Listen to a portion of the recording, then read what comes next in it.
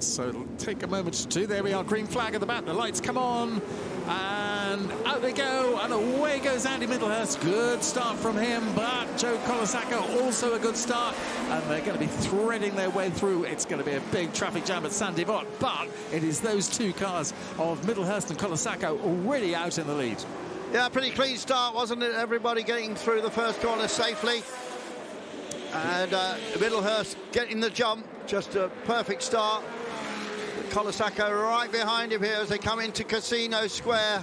Lotus versus Ferrari, recapturing great battles of yore. And Joe don't look down the inside there, but decided that discretion was the better part of valour. Not enough room, and Andy's not going to fall for that. Now down into this very, very tight hairpin we've for many years called the Lows. Now the Fairmont. Oh dear, and there's a drama. Is that the 28 car has hit the barrier, I think. That's Mr. John of B. Mr. John of B. Mr. John of Barrier, unfortunately. Wow.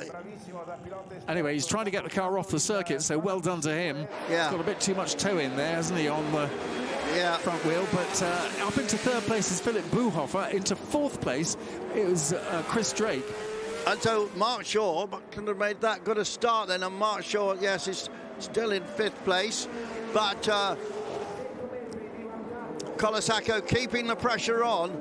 Yeah, this is the duel, isn't it? Yeah, absolutely. But, you know, Andy, all this success over 45 years, he's going to know how to defend here. I just speculate that maybe the Ferrari's got a little bit more power than that climax engine, and then we've got, that's a dodgy spot. Yeah. That is that 24, Philip Buhofer? Yeah. Yes, it was. Yeah, he's gone round. He'll drop right down the field there, out of fourth place. So Buhofer making a mistake. Middlehurst Shaw up into third place then with that spin of Buhofer. 28 being removed. That was, of course, Mr. John of B. So look at Andy Middlehurst. He's easing away already from Joe Colasacco. But I'm sure Colasacco will be trying to keep in touch. Double yellow flag there, although the car has been removed. Yes, take those flags in a moment. But Colasacco. Great first and second. Look at this, Colasacco. Middlehurst did pull away just a fraction. Here's the replay of Philip Buhofer, who went over the curb. Oh no. And that was at the swimming pool. Andy Middlehurst perhaps just held him up just a little.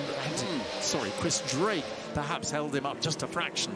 And Philip Buhofer had the spin. So that'll be frustrating for Philip Buhofer. He was one of the front runners. Yeah, at Meadow we saw Mr. John of B out of the car, taking his gloves off. The French composites entrepreneur. So Mark Shaw was in third place, Chris Drake was in fourth, Lucas Halusa in fifth place, Andy Willis up into sixth place. And Taylor going well in the 8 car as well. Willis from 9th on the grid, incidentally. Here they come up to complete lap 2. Andy Middlehurst still in the lead. It's not comfortable. Joe Colasacco is right there, ready to relieve him of that lead. And that's exactly what they've got to do. Middlehurst from Colasacco. Just needs one mistake, doesn't it, Bob? Yeah. So easy to do that as well. This is the start. And that was that slightly poor start from third on the grid of Lucas Halusa, which dropped him back. But Mark Shaw in third place now. Fourth is Christopher Drake. Fifth is Lucas Halusa. And sixth is Andy Willis from 9th on the grid. And then 7th, Stortoni. 8th, Taylor. 9th, Collins. And 10th is Hagan from Great Britain. James Hagan. In that replay, we just saw Mr. John of B with his wheel asunder in the Lola Mark 4B, the Bowmaker liveried car. So, disappointment for him. But I notice that Andy's just turned the pressure up a little bit now, I think, and just opening that gap a little bit more. Yeah, while he's got a clear track, that's what he's got to do, because he's going to come up on some traffic fairly soon on lap 3. So he needs to just get himself a nice little margin so that he gets the blue flag and can get past any slower cars and not get involved in any of the traffic.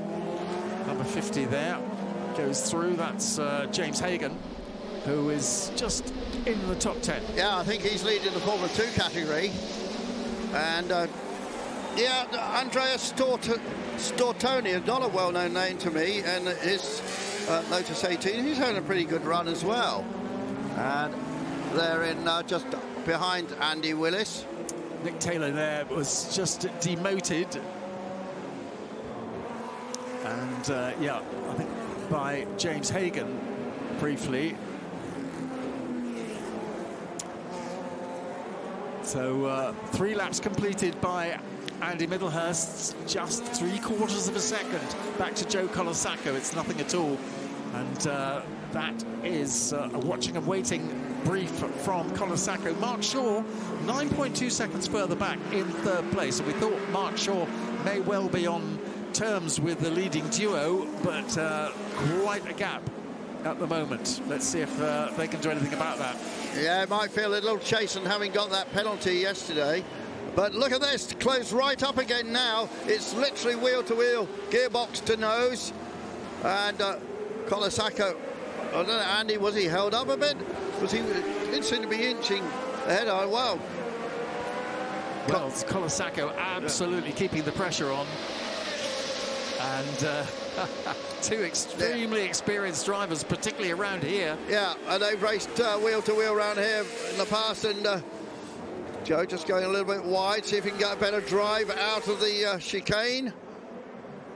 And just a brilliant battle between the 2 of them for the lead. And Andy Middlehurst just pulling away a little bit, a couple of lengths through to back there. And we're now in the swimming pool area through the second half of that. Don't take too much curb there, otherwise you end up in the Armco. And now into Rascasse. A couple of lengths between the 2 of them as they go up into Noguez to complete lap 4, this will be. And look at that brilliant shot as they go through Noguez and head up to the end of lap 4. Colasacco absolutely glued to the back of Andy Middlehurst's Lotus. Ferrari, great, 2 entirely different pieces of kit. Yeah, different sorts of it. Yeah, absolutely. And yeah, Colasacco really pushing now. But, you know, Andy, with all that experience, quite more experience than Joe, to be honest. But although Joe's done a lot of racing in the States, but they both know this track well. And Middlehurst just went faster in the first sector this time. And I noticed in previous lap he was slow in the first sector when he did a little problem going into the up the hill, perhaps. But he's gone purple in the first sector, pulled out a little bit on Colasacco. Mark Shaw hanging in there, Halusa, Drake Willis, Stortoni, Dan Collins, another classic Team Lotus car, then Hagan, and then Nick Taylor in the privateer Lotus 18, the X1 Trips car. James Hagan, a great character. He was playing rugby until he had injury and turned his hand to motorsport. Back in 9th place, having overtaken Nick Taylor for 10th. Wow, this will be all a bit of a scrum then for him. And just that beautiful Lotus 24, one of my all-time favourite racing cars, I think. Sid Hull up into 20th place. We mentioned him earlier on. Yeah. So he's having a busy time and working his way through the field, but not easy. And already starting to lap some of the back markers. Tizard there in the number 12. Cliff Gray. Cliff Gray, rather, sorry, in the older Cooper. And that's one of the earlier cars here. So it's from 56 to 60. There they see that wonderful shot from up high of the Mediterranean, the blue waters, and we have blue skies as well. Virtually all the clouds have rolled back now. Perfect conditions, perfect.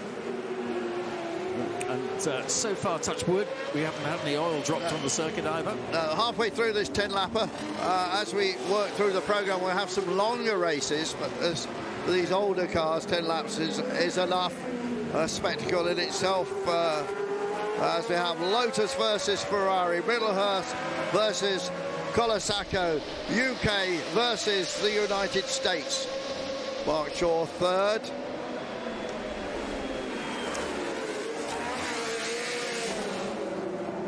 Colasacco working hard to try and keep. He doesn't want to be too close, does he? Because I suspect there may be an overheating issue if he's too close with this car. I don't know how much they suffer from overheating. But 6 and 4, Middlehurst and Colasacco, that's what it's all about. A couple of Lotus 18s there. Yeah, that's a battle for 9th and 10th, or 10th and 11th, I think. Yeah. Well, 3-car battle, actually, and Nick Taylor going wide, trying to find a quick exit as he comes down onto the harbour side, trying to get past Hagen. And he's got Stefan Jobstel right behind him as well in the newer Lotus. Yeah. Lotus 24 rather than 18. So a great battle, as you say. This is over 9th place. Hagen, Taylor and Jobstel. Yeah, the 24 was more a customer car, and when people bought them, they didn't know the 25 was coming out, and I think a few of them were a little bit aggrieved. We couldn't get such a step forward with the monocoque chassis as they dive down the inside there. The little number 18, that's Elliot Hahn in his Cooper T41. And this is closed, just as we predicted. This has closed the pair, the leading pair up. There's the ex-Rob Walker, number 19. That's Sid Hull. And Colasacco got held up behind him as well. So Middlehurst went through, Colasacco was held up, and that will open the gap up a little bit, and it's now half a second. And Colasacco passed now. Let's have a look at this again. Sid Hull, very, very experienced, but he just had to take a line, didn't he? Yeah. In the corner, as you say. Yes, Colasacco just held up a little bit by Sid Hull there. But Sid Hull certainly didn't do that on purpose, and it wasn't for the want of looking in his mirror. That's my race. We can see how the gap has stretched already.